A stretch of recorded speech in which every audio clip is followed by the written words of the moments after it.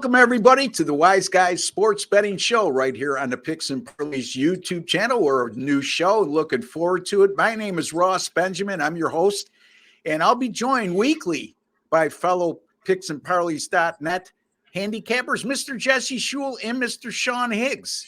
Today is Tuesday, February the 20th. We got 3 college basketball games we're going to be discussing and giving you our free picks on. We all express our opinions on all 3 games.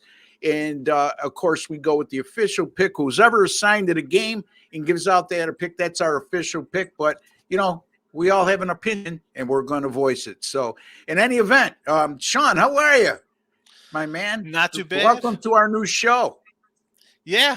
We're familiar with each other, so this should be pretty easy for us, giving out our little picks. And I don't know.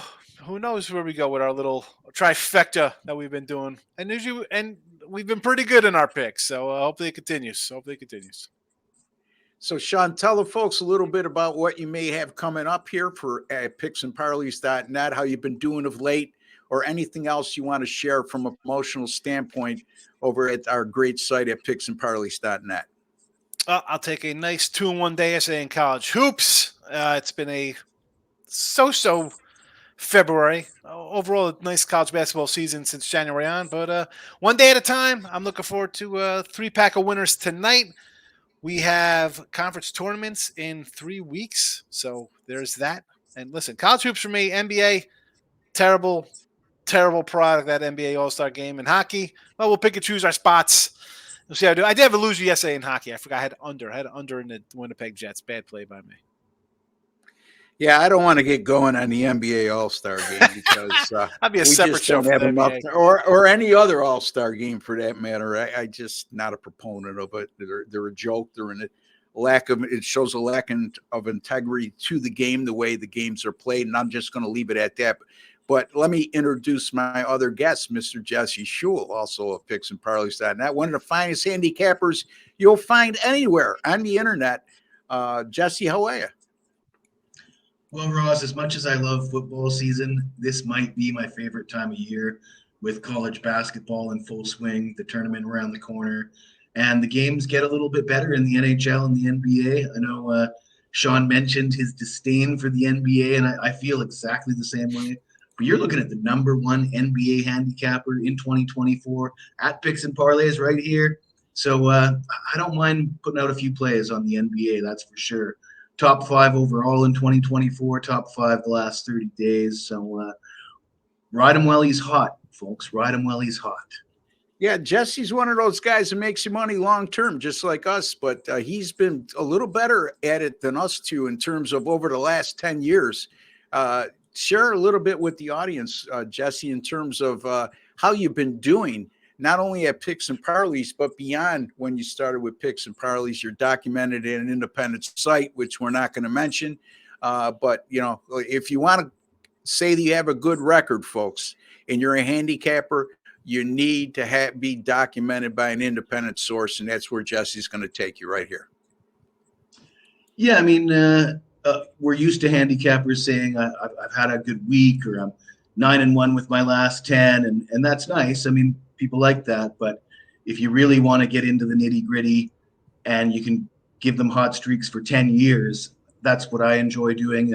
College basketball, for example, I've got some pretty nice hot streaks with college basketball going back a decade. And I'm pretty proud of that. It's all documented. It's there for you. It's on the internet. You can do your own research. And all time at Picks and Parlays, I think NBA, I'm definitely top 5 all time with NBA Picks and Parlays since I've been on here. So long-term results, certainly I do deliver when it comes to the long-term. And that's the most important thing, Ross, because falling in love with the hot guy, the flavor of the week, can often be a mistake for sports bettors. Yeah, me and Sean were talking about that off air, and he was explaining to me a little bit of the mentality of the viewers here on the Picks and Parlays YouTube channel. And too many people seem to fall in love with what happened yesterday and don't look at long-term results. And like Jesse said, I mean, if you just latch on to somebody who's on an extreme hot streak, say a guy is 30-7 over his last 37, and you missed all 37 of those picks, or you at least didn't come in the middle of it, and you decide to jump in, I'm not trying to jinx anybody or say anybody want anybody to lose, but the bottom line is nobody's going to continue to win at that rate. Okay, so the point being, if you jump from handicapper to handicapper who's hot, chances are you're going to catch most of them on the tail end of a win streak. Okay, and you're going to be disappointed with the results going forward, and that's not a fair assessment of any handicapper. So find a guy who does good for you long term. Find a guy you're comfortable with and want to take a chance with, and stick with them. That's the way to do it. Or stick with a couple guys. There's nothing wrong with having 2 or 3 opinions over a course of a month. And that will put you in the best situation to win.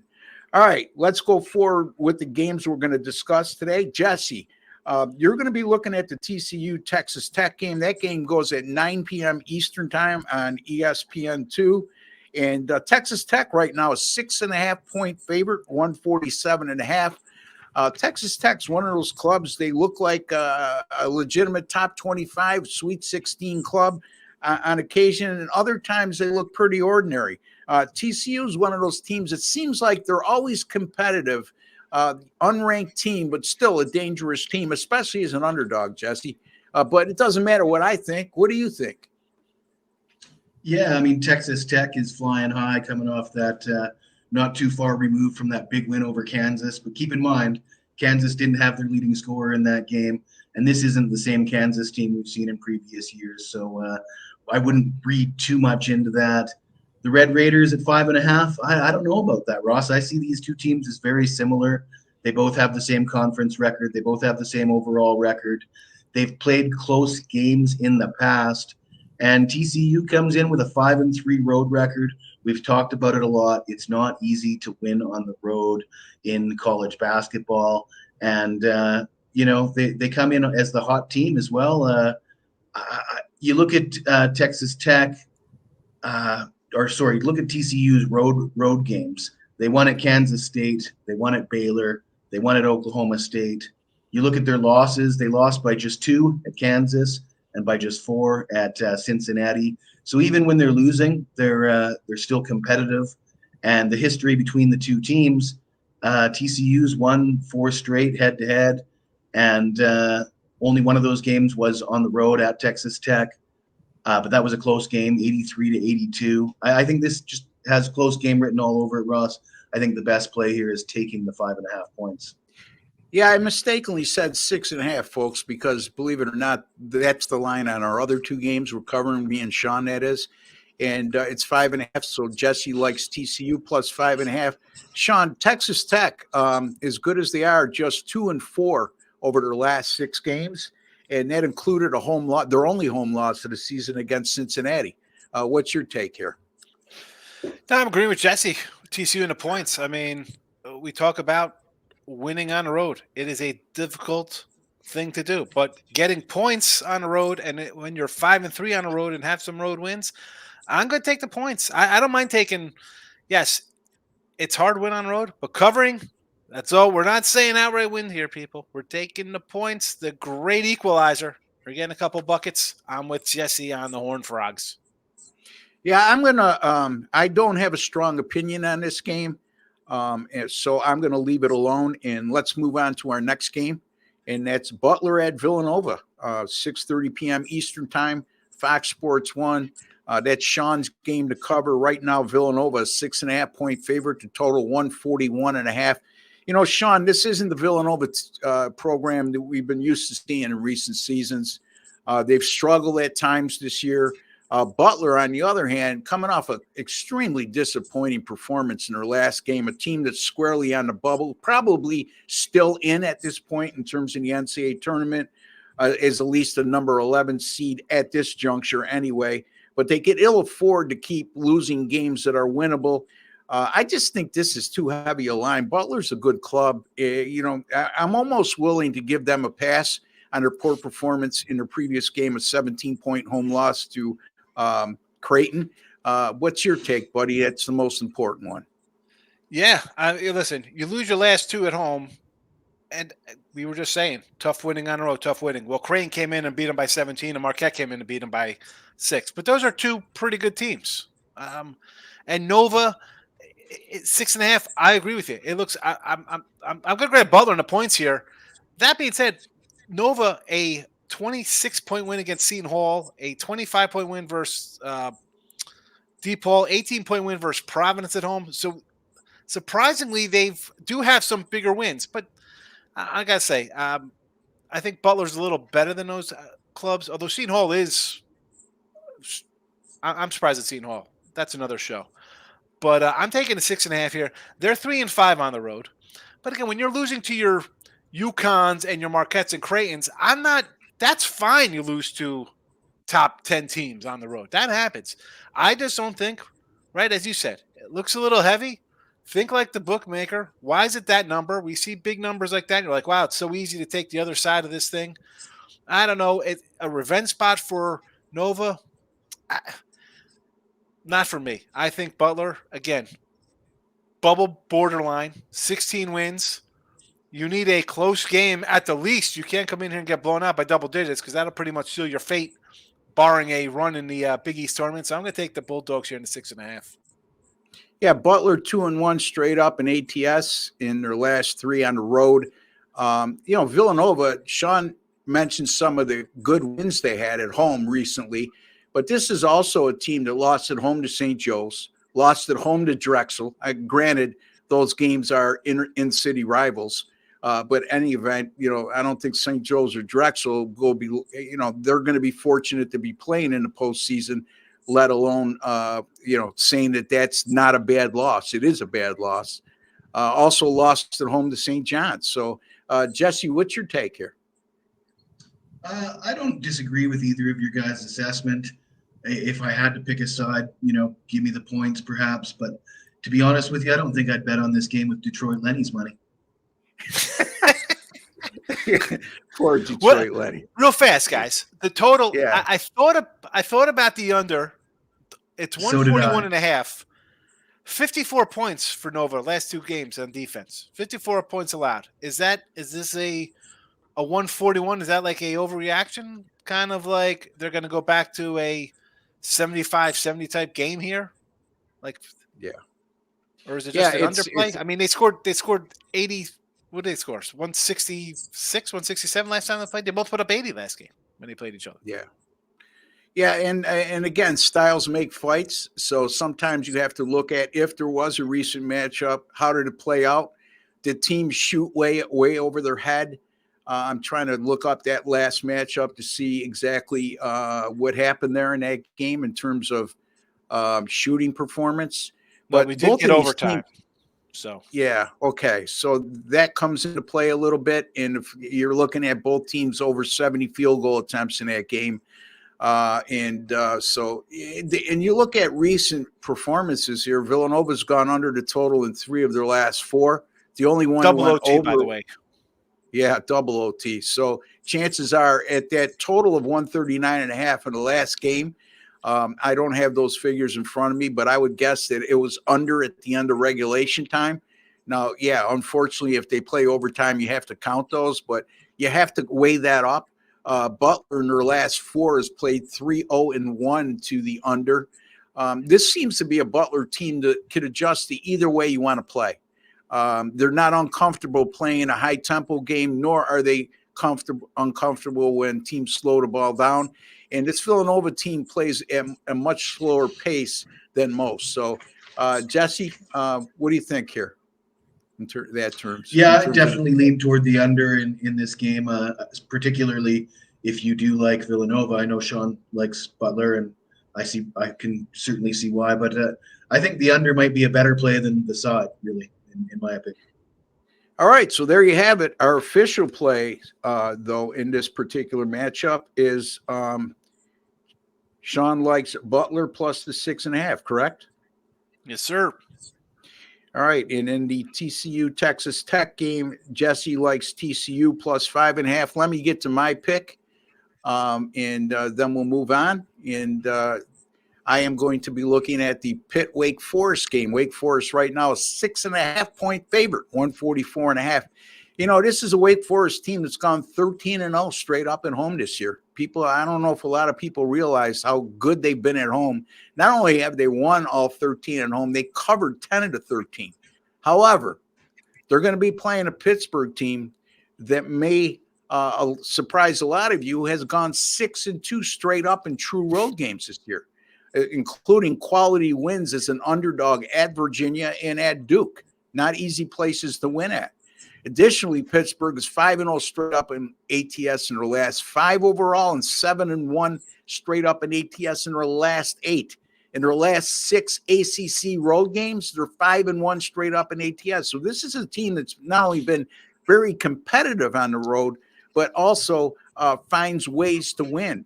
And the great equalizer for underdogs is the ability to knock down 3-point shots. And over their last 5 games, the Pitt Panthers have knocked down 40.6% of their 3-point shots and made an average of 10 threes per contest during that run. Pittsburgh also is a combined 80% from the free throw line in their last 5, and they've only committed 9 turnovers per game, so they're not beating themselves in recent games. And couple that with how well they've played of late and the fact that their ability to win on the road, I just think it's too much to pass up. The betting value on the underdog here, I'm going to go with the Pitt Panthers plus the 6.5 to cover the spread at Wake Forest. I would not be shocked to see Pittsburgh knock off Wake Forest and hand them their first home loss of the year. But I'm not going to get greedy, folks. I'm going to take the 6.5 points here with the Pitt Panthers. Sean? Yeah.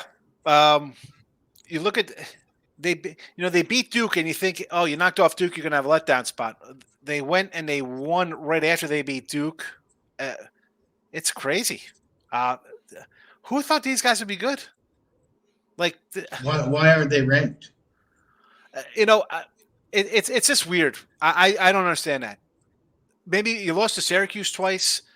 Is this, I didn't pull the trigger on this, Ross. I want to, but is this a little too heavy of a number also? Like, you look at it like, oh man, why sick? Like, they're undefeated, yeah, Wake Forest, but you're coming in lame. You dropped 2 in a row on the road. An ugly one last game, 49-47 the other night. I mean, yikes.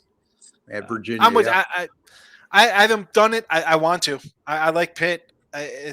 Why aren't they ranked? I mean, I don't know. Who knows what these people think? I have no idea, Jesse. You can take it away. Why aren't they ranked? Well, before we get to Jesse, real quickly, Sean, tell the folks a little bit about how you've been doing over at picksandparlays.net and what you may have coming up this week. I got a 3-pack going tonight in college basketball. Looking to build on yesterday's winners. I had some smaller schools yesterday: South Carolina State, NC Central, and I did lose to Texas. So there was that one. I should have stayed in the SWAC in the Southland areas. I was humming along there on Monday nights. But yeah, listen, I got a little college hoops tonight. Maybe I'll add a little cold cash, but college hoops is up right now for you. Jesse, me and you had Virginia Tech yesterday, so we're feeling pretty good about that as they absolutely annihilated Virginia on Virginia Tech's home floor. But anyway, Jesse, what's your thoughts here on the Pittsburgh and Wake game in terms of this matchup? I love Pitt in this game, Ross, and to answer Sean's question, why such a heavy number? I think people look at that 13-0 home record and they think, wow, 13-0 undefeated. A novice bettor is going to look at that and be really impressed. But to me, a 6-2 road record is far more impressive than a 13-0 home record. I mean, there's a lot of teams in college basketball right now with really great home records, undefeated at home. There's not a lot of teams that have a 6-2 road record to give you an indication of how special that is. The UConn Huskies are the number 1 ranked team in the country. They got a 6-2 road record, and they haven't beat Duke and Virginia on the road. In their road games. So Pitt might have the most impressive road record in college basketball. You look at the history between the two teams, 7 of the last 10 meetings were decided by 6 points or less. These teams tend to play close games. I don't think there's a 6.5 point margin between separating these two teams. I will take the points. I'm with you, Ross. All right, so our official picks. I'm taking Pittsburgh plus 6.5 at Wake. And Sean He likes TCU plus 6, or Jesse, excuse me, likes TCU plus 6.5 at Texas Tech. Sean likes Butler. That's plus 5.5, the Texas Tech pick. And then Sean likes Butler plus the 6.5 against Villanova. The dogs are barking, and they're barking loudly. And again, appreciate all of you joining us. Again, it's the Wise Guys Sports Betting Show. We'll be airing every Tuesday, and we'll be up by around noon Eastern time. Our producer, Mr. Detroit Lenny, does a great job for us, and he'll get that done for you and up as soon as possible. So check in every Tuesday with folks. And don't forget, chime in with your comments. Just be respectful. You know what I mean? It's okay to disagree with what we say or be on the other side of what we like, but be respectful. If you're respectful, we'll get back to you. If not, we'll remove you if you're going to be that disrespectful. So simple as that. I don't play games. You'll learn that about me real quick. If you're not respectful, you get to talk to the Iceman. That's right, the Iceman Jesse Schule. Speaking of the Iceman Jesse Schule, there's a like button, Jesse. What should they do with it? Yeah, I think they should smash that like button, Lenny. I'm barking. Jesse's voice is a little off today. He's battling a congestion cold, but he'll be very emphatic in saying smash that like button. I'm going to tell you, just touch that like button. Just a small token of your appreciation for the work, time, and effort we will bring on a weekly basis to give you the best quality podcast we could possibly do. For Jesse Schule, Sean Higgs, and Ross Benjamin, and our producer, Mr. Detroit Lenny, we'd like to wish each and every one of you all the very best. Take care and God bless, folks.